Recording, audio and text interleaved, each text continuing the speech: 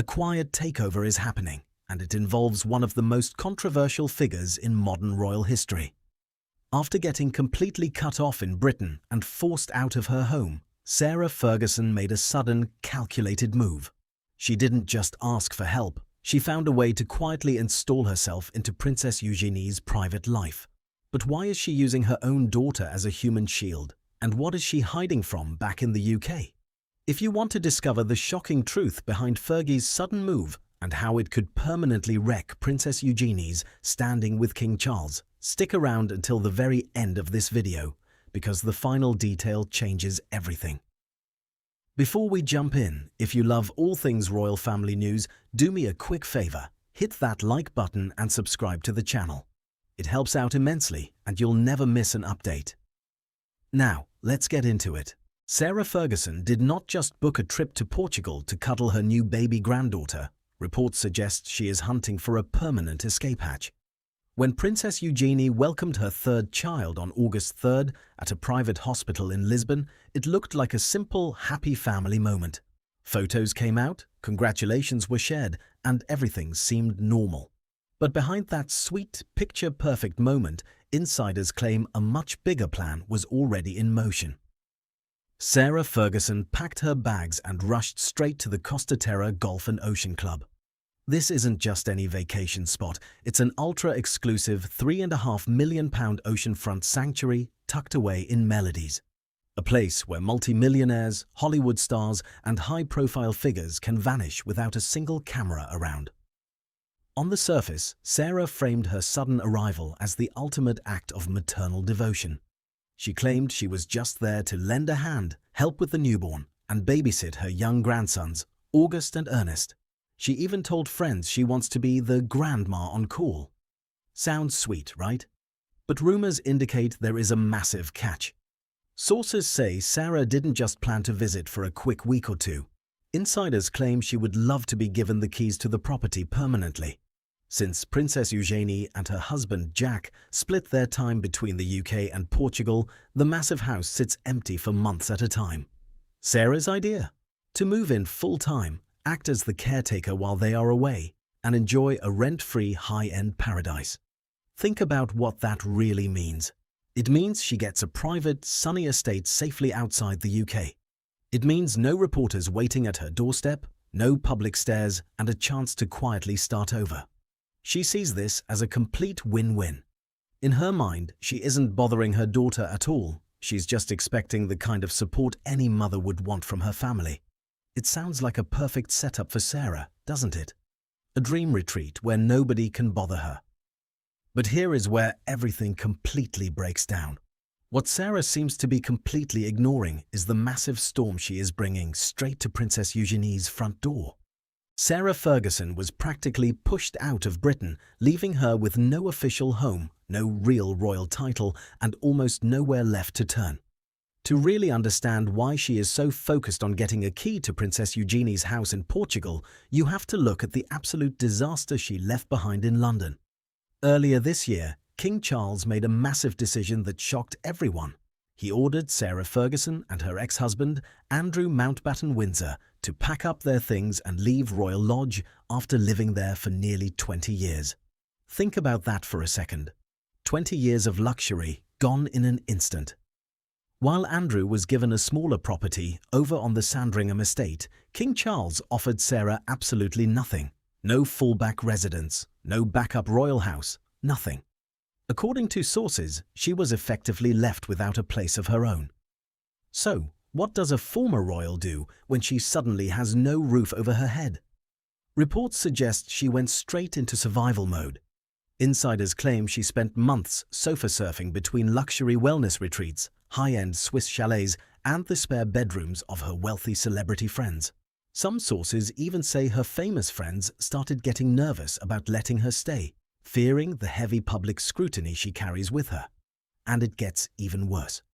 Reports indicate that almost all of her personal belongings, her clothes, her books, her entire life, are still trapped inside Royal Lodge, leaving her facing a massive dilemma over what to do next. From my perspective, this wasn't just a tough move or a temporary housing issue. It was a complete social and personal collapse. Sarah Ferguson realized her standing in the UK was totally ruined. She couldn't buy a home, she couldn't show her face in London without making headlines, and her options were completely running out.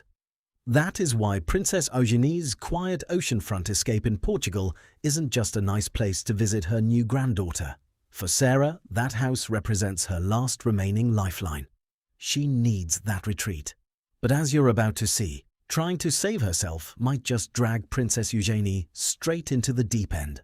By using her daughter's home as a royal safe house, Sarah Ferguson didn't just find a retreat, she backed Princess Eugenie into a corner.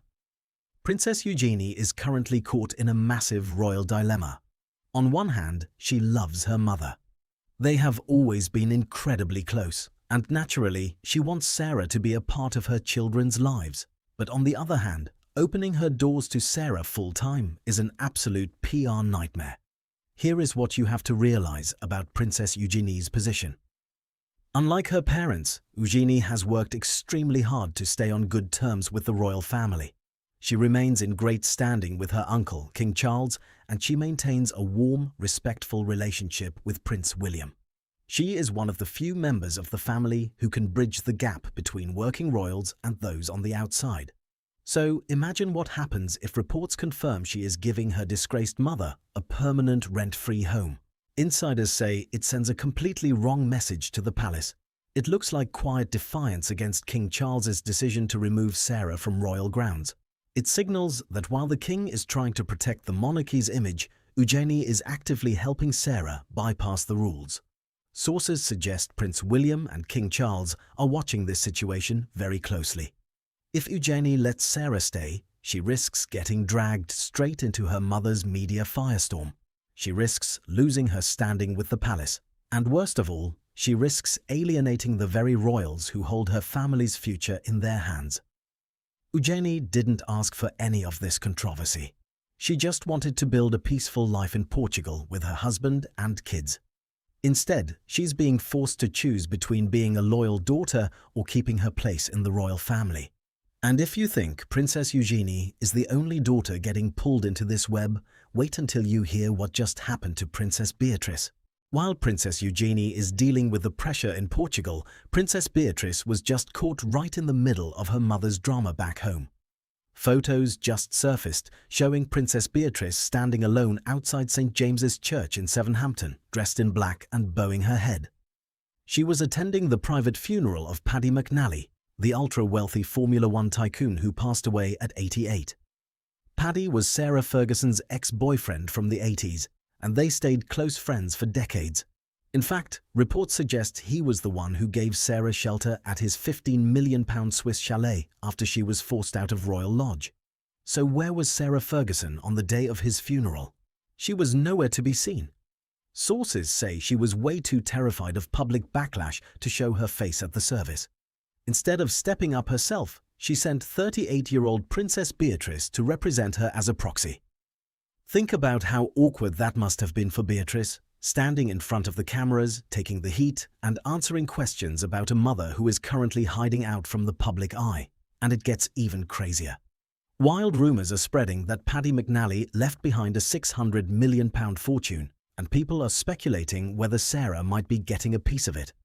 Some royal experts claim he left her out completely to protect his legacy, while others claim he promised to take care of her. Either way, both of Sarah's daughters are now constantly forced to step in and handle the awkward fallout of their mother's past. It shows just how desperate Sarah Ferguson's situation has really become. But the big question is, can she actually pull off a comeback using her daughters, or is this whole plan about to explode in her face? Sarah Ferguson is officially out of options, out of money, and running out of people who can save her. When you look at everything happening right now, her moves aren't just unpredictable, they are pure survival instinct.